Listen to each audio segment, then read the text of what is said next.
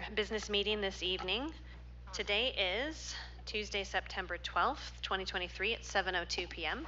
We are convened as the Provo City School District Board of Education, and tonight we are meeting at 280 West, 940 North in Provo. Did I get that address right? 280 West, 940 North? Yes. I don't have my notes in front of me today, correct. unfortunately. Okay, great. That was just by memory. We are going to begin tonight with a roll call, and we'll begin down at this end with Board Member Hall today. Melanie Hall, Board Member. Gina Hales, Board Member. Meg Van Wagenen, Board Member. Wendy Dow, Superintendent. Rebecca Nielsen, Board President. Jennifer Partridge, Vice President. Terry McCabe, Board Member. Lisa Boyce, Board Member. Derek Anderson, Business Administrator. Thank you so much. And is there a motion to convene our business meeting today? I move we convene our business meeting. Thank you so much. Motion made by Board Member Van Wagenen. Is there a second? I'll second. Second by Board Member Hales. We are now in our business meeting. We're going to hear some opening remarks tonight by Jennifer Partridge. For my opening remarks, I wanted to share some things that stood out to me from some of us just got to attend the Utah School Board Association's Leadership Conference. And the keynote speaker talked about 3 principles of love, lift, and lead. And it made me think of our teachers and all that they do for our students, to love them where they're at, to lift them higher and want more for them, and to lead them to a brighter future. And that's also our role as school board, is to do that for others in our district, and to lead our district, to lift us all, to lift for student success. The other thing that really stood out to me was that our school board meetings should be done with a focus of student success. And I think sometimes it's easy to not quite see that when you're just watching the board meeting and we have to approve budgets and things like that. But I think it's a good reminder for us as board members to keep that in mind as we are discussing things in our meetings. But from what I have seen, I want to reassure the community that we do care for our students, we care for our teachers, and we want to keep their success in mind with everything that we do. And so let's have a good board meeting tonight. Okay, thank you so much, Jennifer. We'll now have the Pledge of Allegiance led by Jason Garrison, our Director of Student Services. Join me in the Pledge of Allegiance. I pledge allegiance to the flag of the United States of America, and to the republic for which it stands, one nation, under God, indivisible, with liberty and justice for all.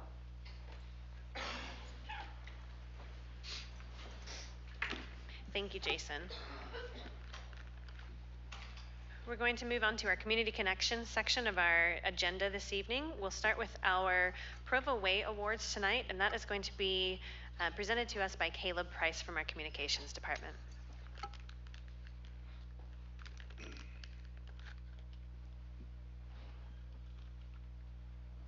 Hey, we're excited tonight to recognize 5 more of our outstanding employees that received the Provo Way Awards this month.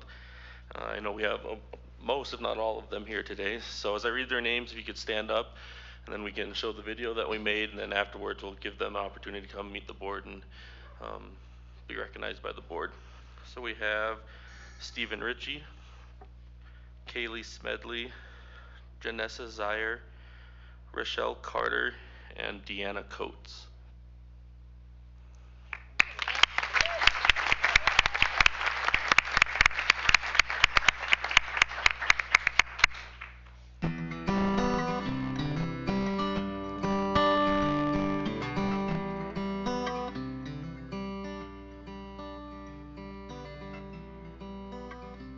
We're the Celebrations Committee, and we are here at Provo High School to recognize Deanna Coates, who is an amazing, outstanding special education teacher and leader here in the school. One of the parents that you know very well has nominated you. She recognizes how you've helped close the gap for so many children and how authentic you are in helping these kids realize their full potential. You see these kids as what they can become, not just the way they are at that moment. She recognizes that as a parent, she couldn't have done it without you. And she is so appreciative of the sacrifice that you make and the effort that you put in every day for all the students that you serve. Thank you so, so much.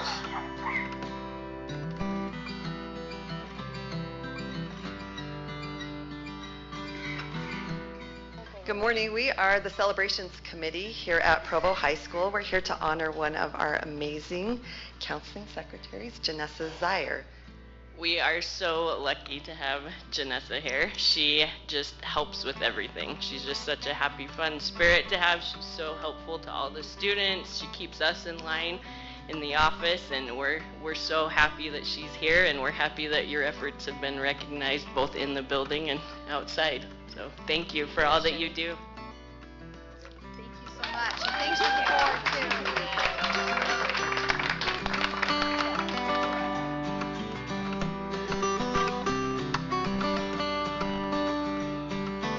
We are here at Provo High School as the Celebrations Committee, recognizing Kaylee Smedley, who was nominated for the Provo Way Award. Let's give her a big hand.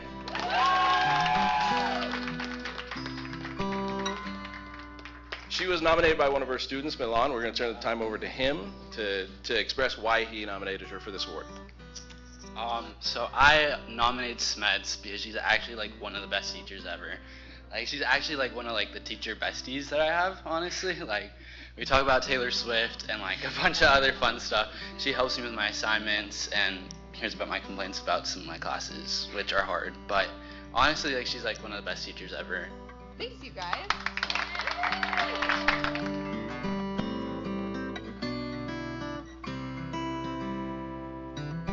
Rochelle, on behalf of the Board of Education, I want to congratulate you and thank you for all that you do here at Timpview. As a parent, I felt so blessed when you got to be my kid's counselor and sad when they changed the alphabet. Thank you for all that you do and for all the students. I don't know if you know this, but school counselors support about 350 students. And to know the students individually, this is what Michelle does. She started here as an intern, and we loved her so much that we brought her on board. Congratulations to you, Michelle, and we are so happy that you're here with us. Thanks, I appreciate it.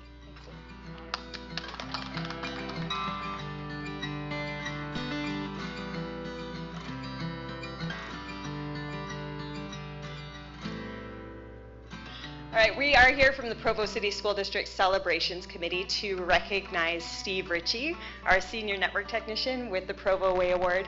This place literally would not run without Ritchie on our staff, so we are so grateful for everything that he does and just want to extend our congratulations. He's one of these unsung heroes. He gets up in the middle of the night, like 3 a.m., 4 a.m., to fix things at the schools. They don't even know that he's been there because things are just functioning when he gets there. So we appreciate Steve more than he knows, you know, and as a staff, we all appreciate working with him. He's amazing. So thank you, Steve.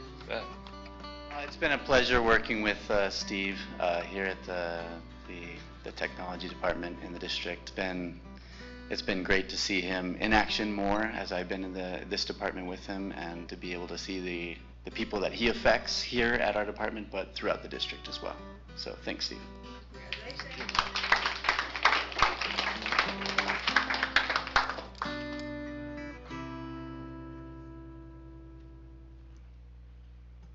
Congratulations to those winners.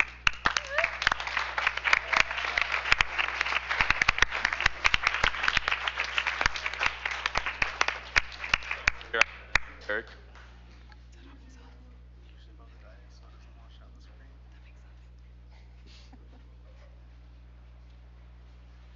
So awesome. Thank you so much. Thank you. Thank you. It's good to see you. Thank you so much. Thanks so much. That's incredible. Congratulations. Thank you so much. Thank you so much. Thank you. Thank you so much. How you do? Oh, congratulations. Thank you so much. Congratulations.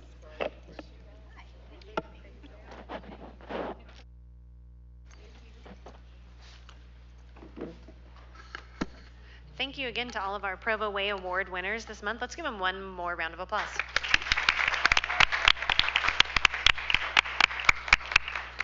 All right. right, we have reached the point in our business meeting tonight where we will now take public input.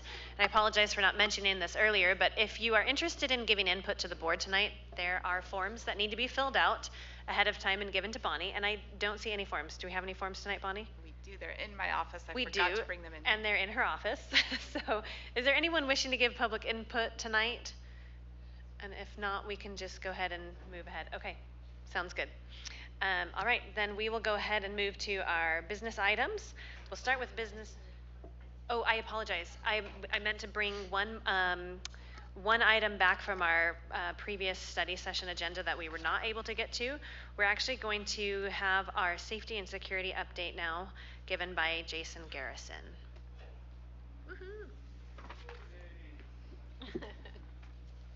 you for this opportunity to share with you some of the really inspiring work that's been going on these last couple of years. Many of you are very well aware of the intense efforts our district has made to increase our safety and security, not just at our schools, but for all of our facilities. I'll continue to tap dance as we buy a little time for the PowerPoint to come up. But I think one of the things that definitely needs, just before I go into some specifics, is we have made this a multidisciplinary, multi-department approach when dealing with safety and security. It's not one department that's kind of taken over and run with the show. I would tell you, I probably wouldn't have a job if it wasn't for Steve Ritchie, for example.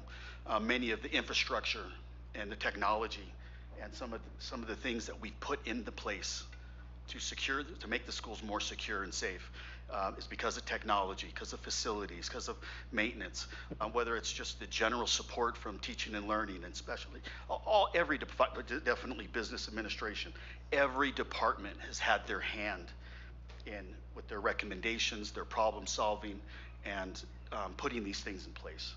So we couldn't be more grateful for that. When the PowerPoint does present itself, you may have it in front of you. I can speak to it because I'm not going to read off of it. We've kind of narrowed our focus a little bit with prevention efforts, deterrent, which is kind of basically buying time at a school for safety and security. Some of our additional efforts with crisis management and things like that, right? And so as you look at the list, you will see that's not a complete list when it comes up, if it's in front of you. That list is probably a significantly abbreviated list of the things that we have in place.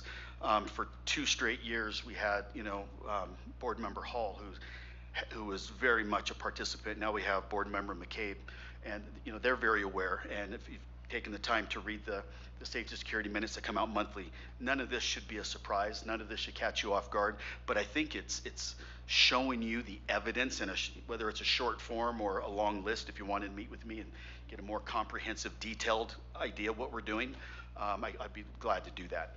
So if you go to the next slide.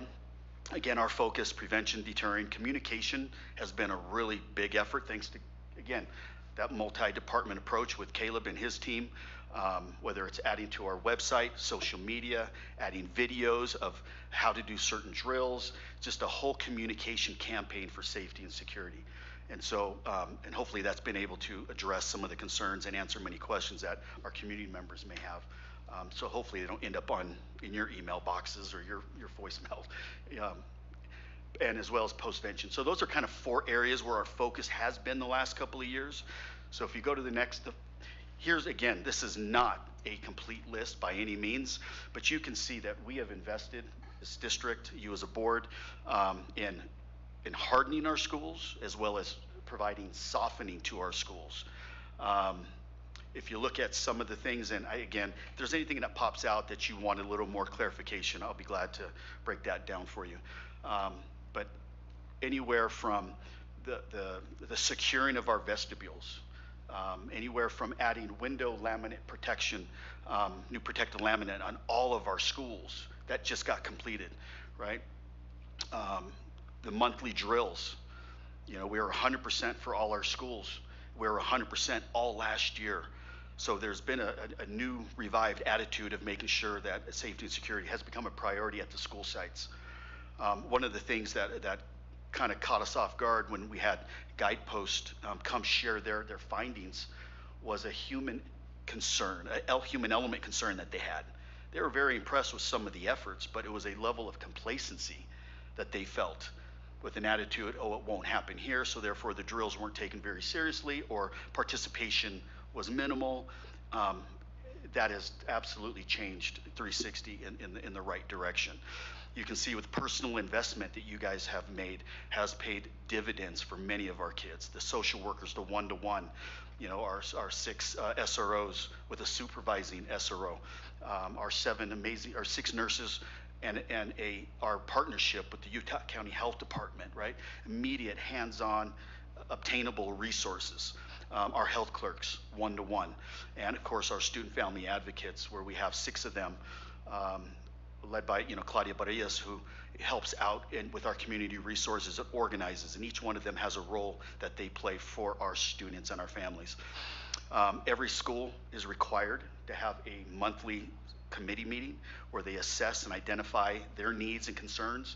They bring that to a district monthly meeting that we have a representative of every department, and like I mentioned, Board Member McCabe is on that. Board Member Melanie Hall, was on that for 2 years. She was on it probably for the hardest 2 years because we had a meeting every single day with COVID that she attended, every single one. It's that kind of inspiring level of commitment that just keeps me getting up every morning and excited to be at work.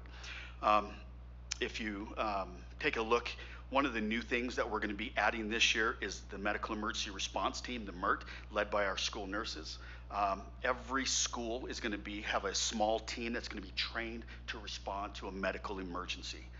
So not everything's always going to be an emergency of a lockdown or a shelter in place or a secure or an evacuation.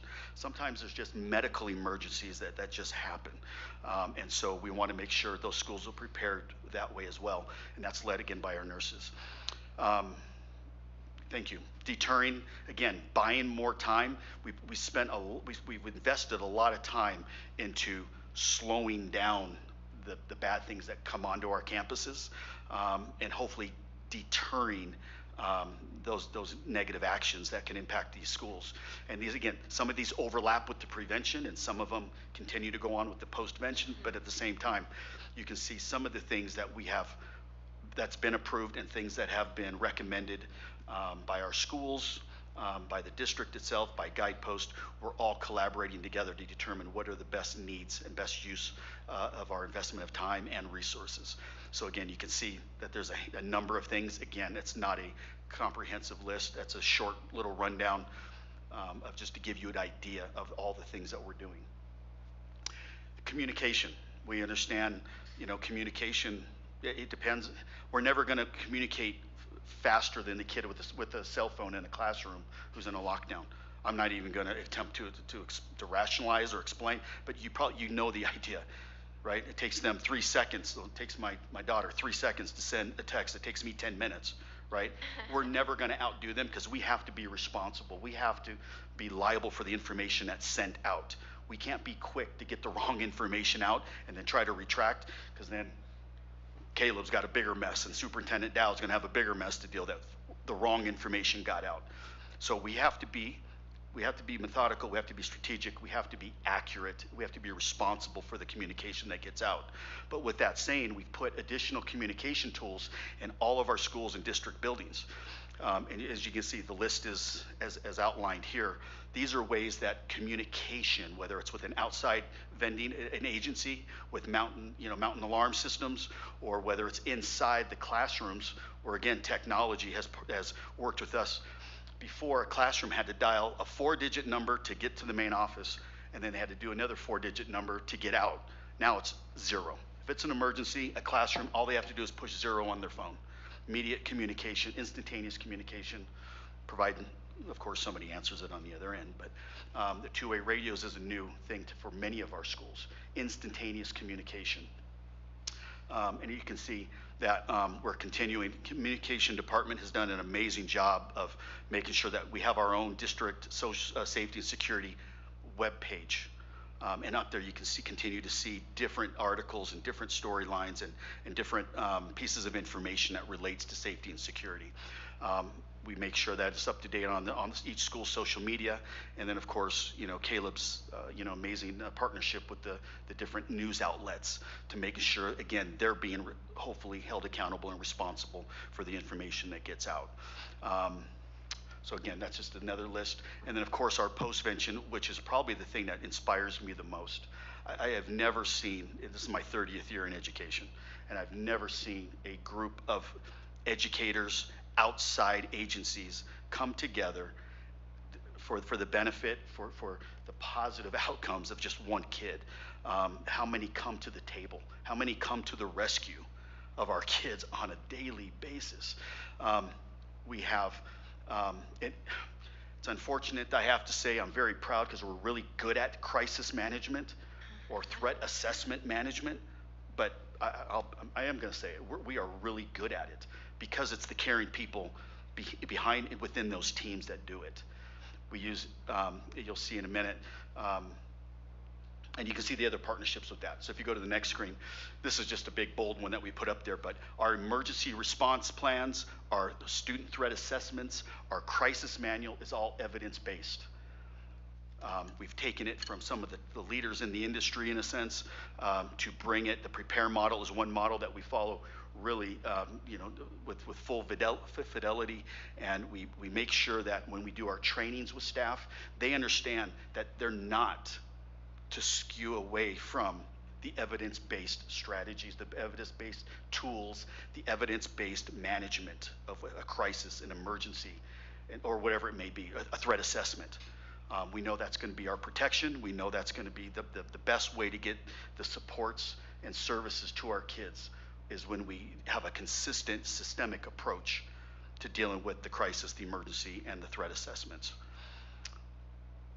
What's coming? Some of these we're in the middle of. We're piloting at schools. Some of these that we're moving forward with. Some of them have already been completed in a sense, but we're still just waiting for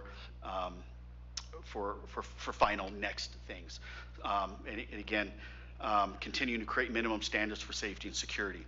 With our partnership with Guidepost, they gave us, they came out and reinvested some time with us, and we asked them to go to every single school and give us the minimum, the PASS standards. PASS is the acronym of what? Partner of Safety and Alliance and something. I apologize for not knowing that offhand. But at the same time, it's a national standard that's a comparative that they use. Okay, they'll be the first to tell you that we're at the top of the list when it comes to Utah. But we're outstanding when it comes nationwide. But there's things that we can always improve on, right? We're strong in many areas, but there's other areas to grow in. So they've helped provide some minimum standards for safety and security, so we can make sure that every school has the minimum standard of safety and security expectations and coverage and things like that. Exterior cameras, they came out and evaluated what to ensure that every exterior door has a basic minimum, but the appropriate sufficient level of coverage, right? And so as you can see, I'm not going to read these long lists, but these are things that we're going to be moving forward here in the next year. Door contact sensors. We are, it alerts the front office when a door's been left open for 2 minutes or more. We're going to hopefully tie that into the camera system, so when the front office pushes the red button that the door's been open, it'll have the camera to show necessarily why the door's left open. Was it just propped and left open, or is it the kindergartners that are taking 3 minutes to get in, right? To even get in a single file line, right? So we're able to respond immediately and quickly with that. The vape sensors are coming to our secondary schools. We have been piloting it at Independence. It's going to be coming to our remaining schools there. And you can see the next steps is moving our district office and facilities to now get them more incorporated into their drills. One of the expectations I've had, and I felt like the support with that, is if you're visiting on a school campus, I hate to say it, my expectation, I wish I could make it a directive, is that you're participating in the drills. If you happen to be there visiting the principal or visiting the teachers, observing whatever it may be, and it happens to be a drill, your leadership, your example is going to be paramount to whether that level of complacency continues, or that participation with the staff. So like I mentioned to all the other departments in our district, they need to be participating in drills if they're visiting. Even if they're up on a roof doing air conditioning, they hear that there's a drill, the expectation is that they're participating in the drill. And I would ask of that of you as well. We're looking at guidepost again for the next step reports. There's a lot of low-hanging fruit that we took care of with individual schools and facilities. There's some bigger ticket items like the visitor management system, the window laminate, bigger items. Now we're looking at the next steps. So that's a list of what's coming. Again, it's not a complete list, but it's just giving you an idea from the technology point of view, from facilities to the human capital that we're trying to invest in. You can see that we're trying to make an approach, a multi-tiered approach to safety and security. I think that's it. I can't remember what I did. I don't have the Barbie one up there that does this. I had a remember that one, Superintendent? So, any questions? Thank you so much, Jason. Any questions from the board? I actually have a couple. Please. I just would like an explanation on what is I love you guys response in common language. I'm not familiar with that. Right, so the I Love You Guys Yeah. is the national foundation, right? That across not the national, it's the national approach to protocol and response. It's the lockdown, it's the evacuate, shelter in place, and it's the hold. It's those 5 action items when there's an emergency response. It's the common language that police use, that we use, that other school districts use across the board. And so it's the common denominator amongst emergency protocols and response. Okay, got it. Thank you. I wasn't clear on that. And then one more. What are the road shows? That's just been my little play on words of where I'm going to the school sites and meeting with our team, meeting with the principals and talking about what's coming to their school, what are their needs, individualizing safety and security at their campus. So that way I can hear directly from them what their needs are and be able to hopefully meet them where they are. It's meeting them on their time. They get to pick a time. Instead of dragging them here, I'm going to them. Our team is going to them. Got it. Okay. Thank you so much. Yep. Go ahead. First of all, on the communication section, I was curious what AGIX-AIM is. Sure. So AGIX is thank you. That's the one that's probably linked, right? I probably should have brought that up. That's an emergency notification system that we're vending with AGIX. AGIX is now one of the sole state providers in emergency notification. AIM is active incident management. It used to be called previous ownership, previous controls was AGIX DIRES, D-I-R-S. It's got new people responding, it's got new platforms, it's got new everything.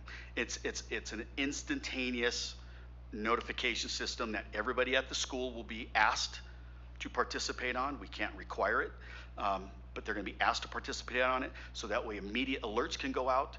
It also is when you send the alert out, it goes immediately to first responders. So they're getting it at the same time as everybody else. The days of, believe it or not, the days of using a cell phone to text somebody or call someone, it's obsolete when there's an emergency. And we're trying to get better at our communication. We're trying to get the word out to all staff in the buildings. Sometimes when we had even our hoaxes at Provo High, some of them thought they heard what was going on but wasn't sure. And so some of them, some of those incidents that occurred, the communication wasn't clear, it wasn't precise, or it wasn't even heard. So this alert system, provided that they're on it, is going to give them instantaneous alert and information as to what's going on, plus an immediate alert to first responders. So it's a software, it's an app. Great. And then my other question was about the Raptor system. Mm-hmm. Is it fully implemented at all of our schools, and how is it going with that? Implemented, yes. Fully, no. All the remaining 7 elementaries have it in their schools. The IHS and Dixon and Centennial have it in their vestibules as well. Some of the schools, all the infrastructure's in, ready to go. We just got to make the time we have to work with the schools to get them trained, the front office staff's trained. But I know Caleb and his team has been sending communications out. Now it's just a matter of getting those front office staff who have to deal with that the most, get them trained properly. But all the systems are in place. Thank you. Any more questions for Jason? Thank you so much, Jason. It's clear there's quite a massive effort from our district to keep our students safe. So we appreciate all the work you put into that. Thank you so much. All right, now we'll go ahead and move on to our business items. We will start tonight with item number 1, consideration to approve out-of-state student travel. Wendy, would you like to address that for us real quickly? Yeah, so we have several, I lost my list, trips that we are approving for out-of-state. One is Centennial Middle School to Washington, D.C. We have a combined Timpview and Provo High trip to New York City. We have Timpview cheer to California. I'm doing this all from memory. There you go. Oh, you're good, thank you. And Provo High School varsity ballroom dance. And I think that was boys basketball to Mesa, Arizona. Okay. Is there a motion to approve? I move that we approve the student travel request as discussed in study session. Okay, thank you so much. Motion made by Board Member Hales. Is there a second? I'll second. Second by Board Member Boyce. Any further questions or, comments? Starting with Board Member Hales, if there's any. I don't have any. Okay, with no further. Oh, just kidding. I'm sorry, Carrie. I didn't realize you had some. I just don't feel comfortable approving the cheerleaders competition. The opportunities that the cheer coach said, that can happen during summer camp. They can go anywhere for summer camp. They can go to the same company or a different company.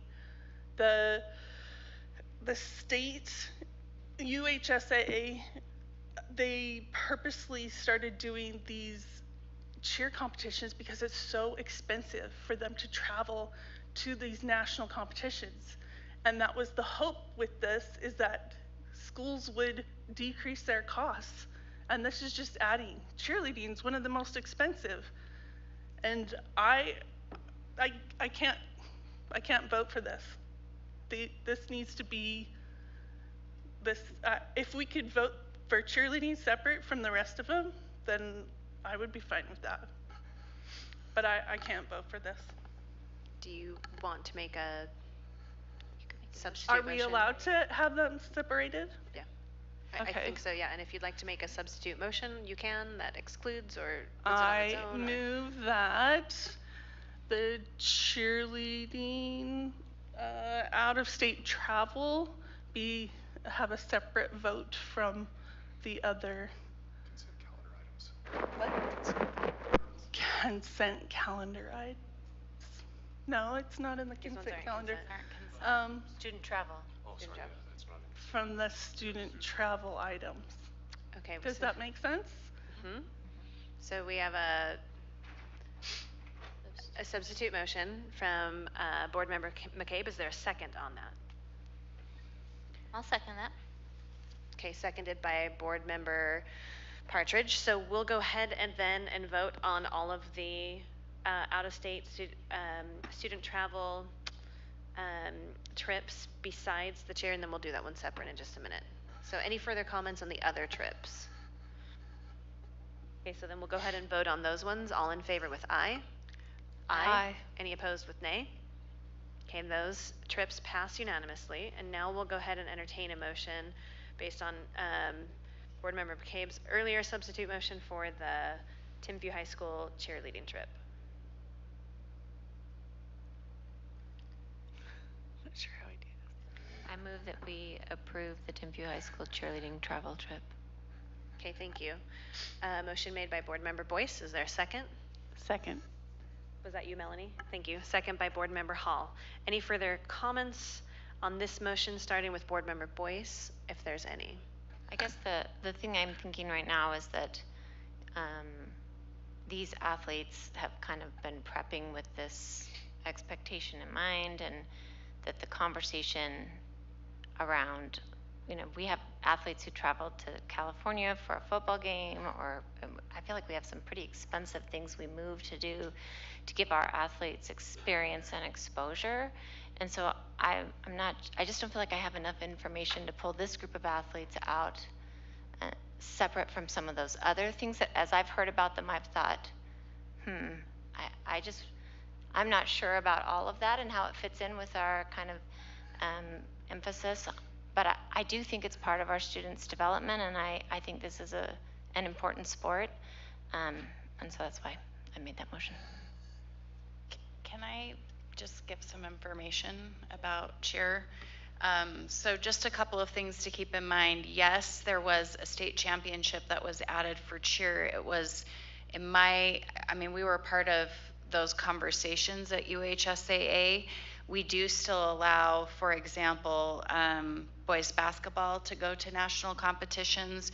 We allow girls basketball to go to national competitions. We allow cross country to go to national competitions, even though we still have a state-run competition for a state championship at UHSAA.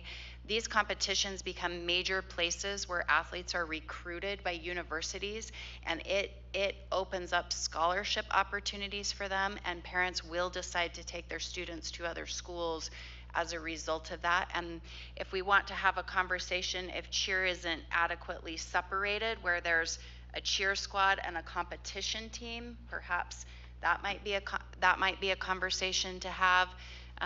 But it's important to recognize that this is actually an equity issue and could actually be considered a Title IX issue, in my opinion, if we're looking at that we're excluding girls in cheer from participating in this competition, but we're allowing boys to go to national competitions.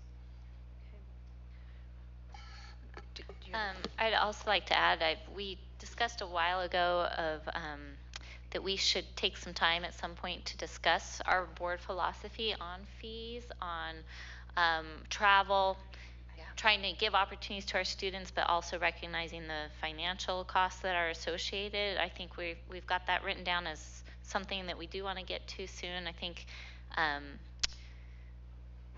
that is the time to really talk about it and discuss it. I don't know, if we were to exclude the cheer, I don't know why we would necessarily approve the basketball team going to their game in Arizona, right? Like I don't know. Thank you. We have a comment from our student board member. You're welcome to come to the microphone, William. Thank you. Thank you. My thoughts as a student on this are really we should move forward with approving the cheer. I mean, I've competed in debate and a lot of other things where you look forward to these competitions, to these tournaments, and not being able to go would just be a tremendous loss, especially since the preparation you have to put in for especially for this kind of athletic event, it's really a lot of work. I do think there is a point to be made on kind of the prohibitive costs on a lot of these things, and especially the opportunities given to certain athletic events and then ones that might not be given to others, where football, cheer, basketball are able to have these national trips where they're able to cross state lines, while other sports aren't getting, or just not, they don't necessarily have the resources to be able to go to a big national tournament, and I think that does need to be addressed. Thanks. Thank you. Any further comments? Yeah. One thing to be reminded on, the team hasn't even qualified for the competition yet. They haven't had the lead up to that. So they might not even make it to nationals. My other question is Provo High doing the same thing? Are they trying to qualify for the same competition? That's a good question. I haven't received any paperwork for Provo High's cheer competition, so I don't know. And until they qualify for the competition, we shouldn't be approving this. Except we did approve, for example, travel for some cross-country event that we didn't know if they would qualify for it or not. We approved it so that if they did qualify and get invited, they would be able to go. And I understood, but I might be wrong, that several of the things that are on our list are based on if they qualify for that, but I might be mistaken. No, and I think I see your point about that, but we're not saying spend the money no matter what, right? Aren't we saying if you qualify, you have the ability to fundraise and or participate? I'm not sure. And I think too, this is partly a result of our policy of only approving trips at certain times each year. And if we want to look at maybe even, we've talked about possibly reviewing that policy so that these last minute type things when they qualify for something don't have to be rushed or made to be an exception. So maybe that's also a policy issue we need to look at in the future, because we do have people coming and requesting trips based on that they might qualify, but that's also, we kind of force that a little bit with our policy, but also it may just be a matter of they're trying to be prepared too. I mean, because if they want to do fundraising and have time for that, that takes time as well. So, any other comments from anybody? Okay, so we'll go ahead and take a vote on this. All in favor with aye? Aye. Any opposed with nay? Nay. Okay, motion passes 6-1. Okay, item number 2, consideration to approve the signing of the Altria agreement. And that is Derek.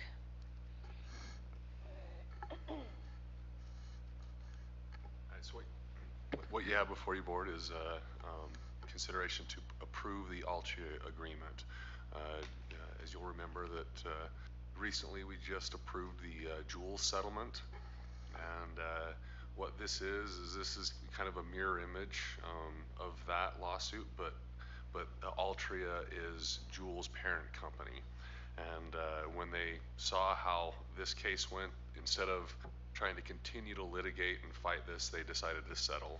And so this is that agreement, and with the amount that we will end up getting from this contract. And so what I bring before you, before the board, is to authorize the approval of this settlement and authorize me to also sign that agreement. Okay, thank you, Derek. Is there a motion to approve? I move that we approve the settlement and authorize the business administrator to sign the agreement. Okay, motion made by Board Member Van Wagenen. Is there a second? I second that. I'm also wondering if we could add the word Altria into that motion, just so it's clear. Good idea. Do you want to restate? Yes, I move that we approve the Altria settlement and authorize the business administrator to sign the agreement. Okay, thank you. Motion made by Board Member Van Wagenen, second by Board Member Partridge. Any further discussion or comments, starting with Board Member Van Wagenen, if there's any? No.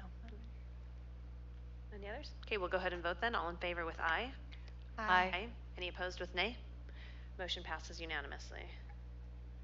Okay, item number 3, consideration to approve special education policy updates. So this policy is, we are replacing our current policy for special education 4160 with additional verbiage that refers everyone to the state's procedures that we are also attaching to this. So this is just so that we are in compliance with the state requirements and federal requirements of special education law and state policy. Okay, thank you. Is there a motion? I move that we approve the special education policy updates as discussed in study session. Thank you. Motion made by Board Member Partridge. Is there a second? Second. Second by Board Member Hall. Any further comments or discussion, started with Board Member Partridge, if there's any? Do we need to say 4160 on that policy in the motion? Let's do it. I move that we approve the special education policy 4160 updates as discussed in study session. Thank you. Motion made by Board Member Partridge. Second, still by Board Member Hall. Okay. And now any further discussion or comments on that? I just want to say how grateful I am for the work being done in that. I think it's really great to have that be so clear, and I really appreciate the work. Thank you. All right, we'll go ahead and take a vote on this. All in favor with aye? Aye. Any opposed with nay? Motion passes unanimously. Business item number 4, consideration to approve policy 5300 updates. This policy is policy 5330, and it is to add Juneteenth or June 19th to the school holidays that the district observes, and that we will not operate on that day. Thank you so much. Is there a motion? I move that we approve the policy 5330, is that right? Updates as discussed in study session. Thank you so much. Motion made by Board Member Boyce. Is there a second? I'll second. Second by Board Member Van Wagenen. Any further discussion or comments, starting with Board Member Boyce, if there's any? No. Seeing none, we'll go ahead and vote. All in favor with aye? Aye. Any opposed with nay? Motion passes unanimously. Business item number 5, consideration to approve policy 5400 updates. So the policy 5400 is adding Thanksgiving break into those high impact days for employee leave and has been established as part of the negotiated agreement. There's also Procedure 7 that also adds Thanksgiving break into those high impact days. And then Procedure 10 is changing the fact that 12-month administrators and professional technical employees can now earn 14 hours per month of vacation, and then it establishes a different ratio for our ESP employees based on their months of employment. So it's a policy 5400 with changes to Procedure 7 and Procedure 10. We don't need to approve. That's correct. Procedures, right? So just Correct. the policy. Yep. Okay, great. So is there a motion? I move that we approve the policy 5400 updates as discussed in study session. Thank you so much. Motion made by Board Member Hales. Is there a second? Second. Second by Board Member Partridge. Any further discussion, starting with Board Member Hales, if there's any? Okay, seeing none, we'll vote. All in favor with aye? Aye. Any opposed with nay? Motion passes unanimously. Business item number 6, consideration to approve large purchase request for the Lexia software. Derek? So what you have before you, board, is consideration to approve the Lexia software, and this is for our K-3 early intervention program. This is a district-wide program. The total cost for this purchase is $183,400, and this will be covered with state funding that is restricted for this program specifically. Okay, thank you. Is there a motion to approve? I move that we approve the large purchase request in the amount of $183,400 for the Lexia K-3 early learning software program. Thank you so much. Motion made by Board Member Partridge. Is there a second? Second. Second by Board Member Boyce. Any further comments, starting with Board Member Partridge, if there's any? Okay, we'll go ahead and vote then. All in favor with aye? Aye. Any opposed with nay? The motion passes unanimously. Moving on to item F, we are now going to approve our consent calendar. Is there a motion to approve? I move that we approve the items on the consent calendar. Thank you. Motion made by Board Member Hall. Is there a second? I'll second. Second by Board Member Hales. Any further questions or comments? Starting with Board Member Hall, if there's any.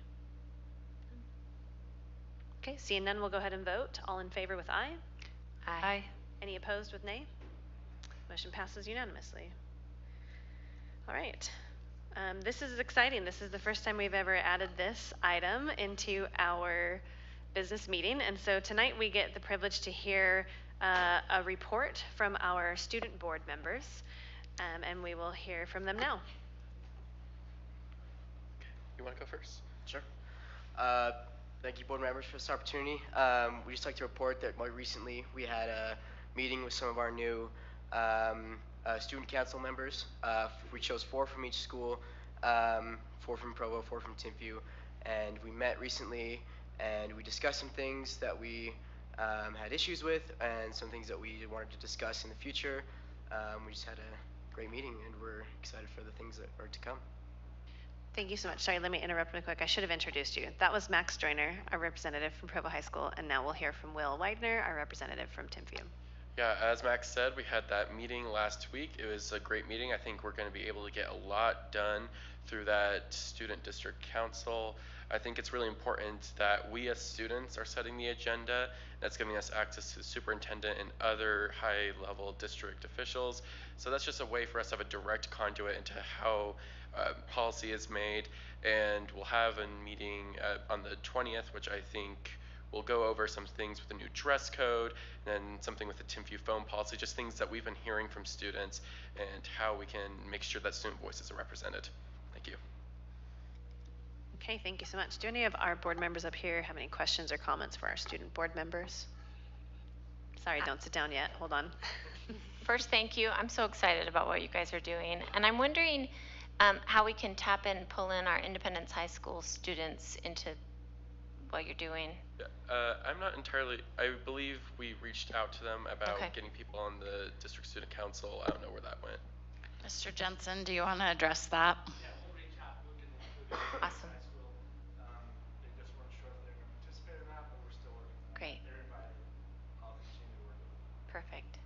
so much, you guys. I think it's really great what you're doing. Anyone else from the board up here? I'm just excited to hear all of your feedback from these meetings and hear this voice represented, so thank you. Okay, thank you so much. This is going to be so valuable for us. We appreciate your work. All right. Item H now, board member report from board member Lisa Boyce. Okay. All right. I'll tell you just briefly about the committees I've been working on and what we've been talking about. The first one is really exciting as part of the Provo Foundation, Provo City School District Foundation Board. They are ready for their Links for Kids golf tournament, which is coming up on September 28th. And so anyone listening, anyone here, I hope we'll all send the word out to our communities. We want people to register and come and golf. That day there's breakfast, there's lunch, there's prizes, there's tons of fun events part of it. And it goes to support our students, our teachers. It helps fund, the foundation raises money to fund after school programs, teacher mini grants, which is an amazing way teachers can get some extra funding for some of the projects they're doing in their classroom that can really help them engage their students. They've helped with immunizations. In the past, they've helped with Big Springs. There's just a lot of ways that the foundation really supports our schools. So if you can't golf, but you want to sponsor someone else to golf for you, you can sponsor or force them to hit the course. So that's coming up on September 28th. The second thing I'm involved with is the Provo CAPS program, which is also really exciting to me. I love what they're doing at the CAPS program, and they just had their pitch day, which is where business leaders and companies come and pitch projects to the students in their 4 areas, which are digital design and software development. I should have this memorized, but I want to get it right. Business, marketing, and entrepreneurship, engineering and industrial design, medicine and health science. So people come, they pitch projects, the students sort of get to choose and kind of respond, and they end up being kind of project managers to create real solutions for our local businesses and really get an amazing educational experience. So that's Provo CAPS. Met with the finance committee where I just have so much to learn, but I really appreciate it. I wanted to just highlight that our finance department just won awards from the audit. I'll get it wrong, but for the audit, for what they've been doing, and are just outstanding. If anyone is ever worried about transparency or what's happening, please come in and talk to them, because they can lay it out for you and make it really clear. And I just want our stakeholders to know that they have received the highest award they can for the way that they handle and report our financial information back to the state. And then policy committee, again, I'm learning a ton. I'm new, and so I appreciate people's patience. As we come together as a board, one of our most important things is to create policies to support the work that our teachers are doing, to support our students and our families, and to make sure that we're asking the right questions and being thoughtful in that. So really appreciate that. And then I am excited about PTA meetings coming up, so I just want to give a shout out for your local schools. I hope teachers, students, and parents will be interested in what's happening there, as well as community council. Some schools are voting right now on community council members. Your community council is a really great way to be involved, but also they support safe routes for schools.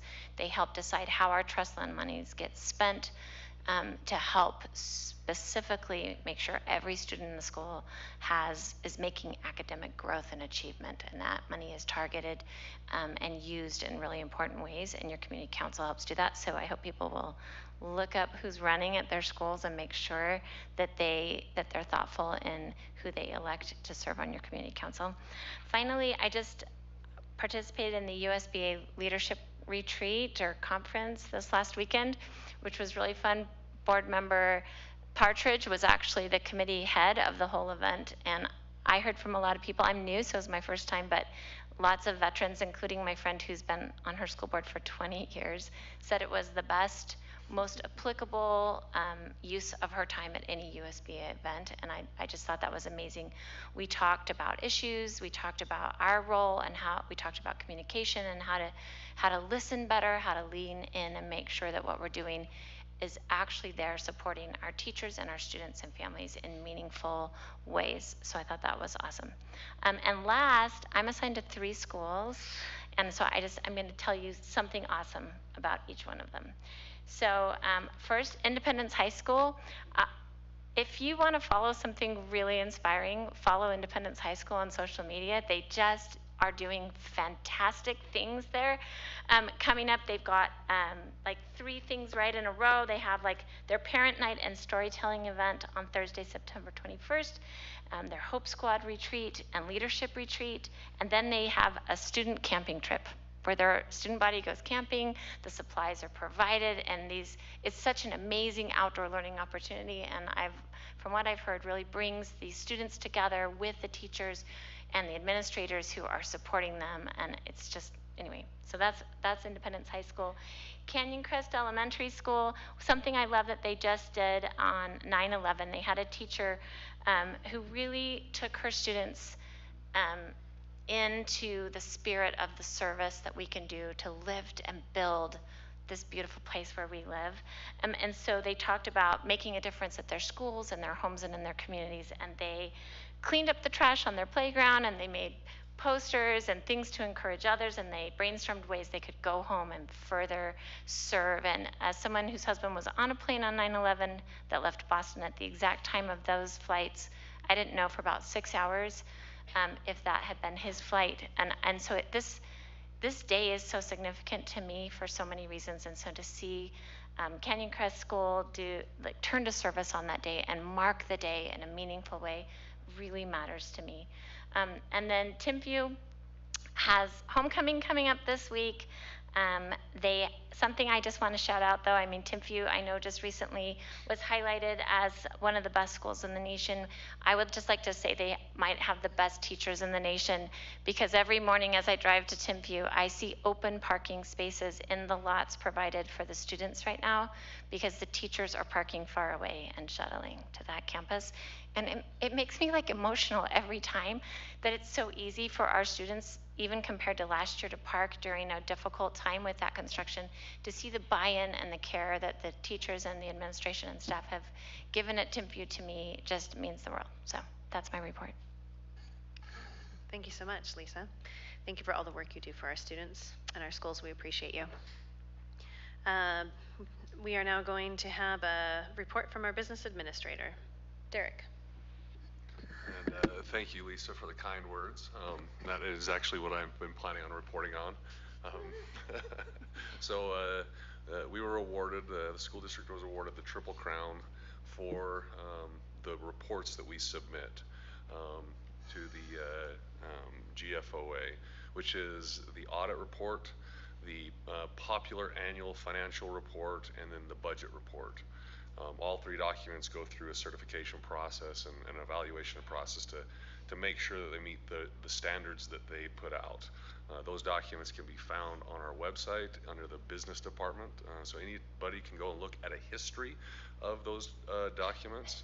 But I just want to say thank you to the finance department and the team that made that happen, but and along with everybody else in our district that has a part of this, because it does take a team to get these kinds of things done and accomplished. So thank you to everybody that played a part in this.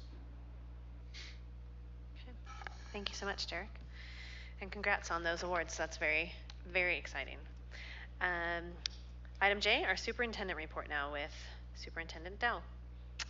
So I have approved the following travel according to our policy. These travel opportunities are approved by the superintendent alone, but just want to make you aware of it.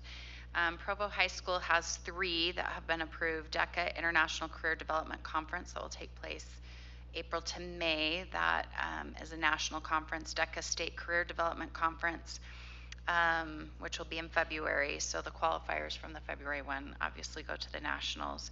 We also have the girls basketball team headed to Las Vegas. That will happen in December. Timpview High School has a German sister school visit to Bryce and Zion's National Park. And then we have also approved an expedition for Independence High School to go to Flaming Gorge. They'll be doing that September 27th through the 30th, and then girls volleyball already took place last week, so I went ahead and approved that. So you're welcome. Now you know that that happened. And then we have our Dixon Middle School will go to the TSA National Conference in Orlando. That will happen at the end of June. And boys golf also needed to stay overnight for their region golf tournament in Vernal. All of those were approved. And Matt, our guidelines. I just wanted to do a couple of shout outs and highlights. First off, we have a scholarship that was awarded by the Utah Retirement System. They grant up to 8 scholarships to teachers or educators that are trying to improve their overall effectiveness. And Momi Tua, who is the principal of Timpview High School, received one of those scholarships, as well as Sarah Lena McCormick Danielson from Canyon Crest Elementary. They have both received those scholarships, and they will be presented at their schools. I also wanted to highlight that we just received a notice from the Teaching and Learning Assistant Superintendent at the State Office of Education that our literacy goals, we were in the top 5, one of the top 5 performing districts in the state. And so Anne Marie had to, Assistant Superintendent Harrison had to fill out some information about some of the strategies that we're utilizing, because they want to do a shout out to Provo City School District for that. So I just wanted to give that some recognition, and I feel like I'm missing something. Oh yes, I did want to also mention we have tasked our Teaching and Learning Department with creating lessons for K through 12 to focus on the Constitution and on the Founding Fathers for the month of September. They are sending those out via our weekly newsletters, and then there are links to specific resources that teachers can use. And then our podcast this week will highlight one of our social studies teachers from Centennial Middle School, and I hope Will is going to come and be part of that. And so we're going to talk about the Constitution and maybe do a quiz between the teacher and the student to see who knows more about the Constitution. Maybe it'll be teacher, student, superintendent, and I will definitely, I don't know, I might give you a run for your money, Will. So, stay tuned for that. We're really looking forward to that, to just highlight those important events. So. Okay. Thank you so much, Superintendent. That is all we have on our agenda this evening. Is there a motion to adjourn our business meeting? I move we adjourn our business meeting. Thank you. Motion made by Board Member Hales. We are now adjourned.